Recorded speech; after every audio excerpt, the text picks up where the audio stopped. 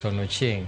Jatend migao mar omenda John Mbadi okoni odhi loso romo kod jotelo mawuok e kaunti ma Homa Bay kendo lalore matut weche mag manyo kwe kod winjruok e kaunti no.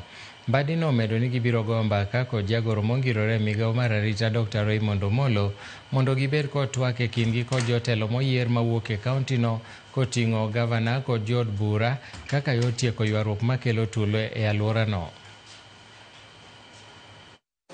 Koro dwa bedo mang'eny Homa Bay, jotelo koro dwa chalo ka gima bare wach ma ok ane ni ber ahinya. Nyo wachako maber kabisa, nyo wan gi riwruok motegno, to inwang'o ni nitiere suku mang'eny, kun mang'eny minwang'o ni kichako siasa moro amora kata yiero mag party, ng'ato wuok kamoro to dhi gi beti to beto bad ng'ato malwar piny.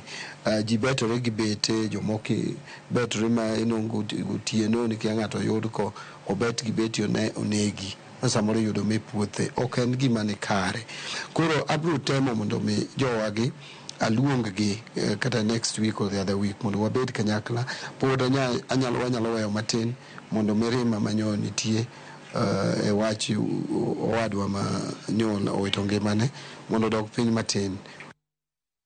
Jatend migao mar omenda John Mbadi okoni sirikal chano mar choko omenda maromo tara 2.5 ei omenda 2025-26.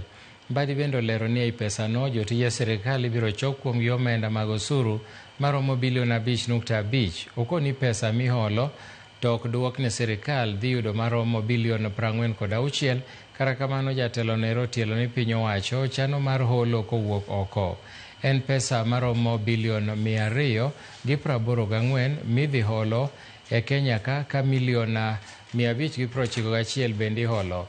Mbadi nokoni gitiyo kod yore makare mar duoko chien yore mag choko osuru, gino ma ok nokel ng'anyo e kind jo Kenya kaka mano manotimore e 2023 2024 kaluwore gi koso gwelo pacho ganda. Nyocha nwachako gombaka kata twak gi jopiny e yo makare kendo ma uyanga.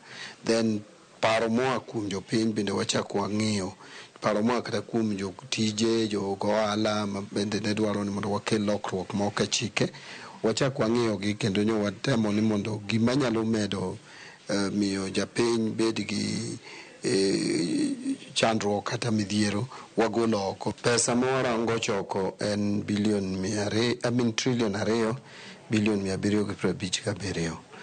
Then wabro choko bende mano mwachoko e yor osuru. To wabro bende juogo tije sirikal mamoko gin bilion 559.9 559.9, that waching bilion 560.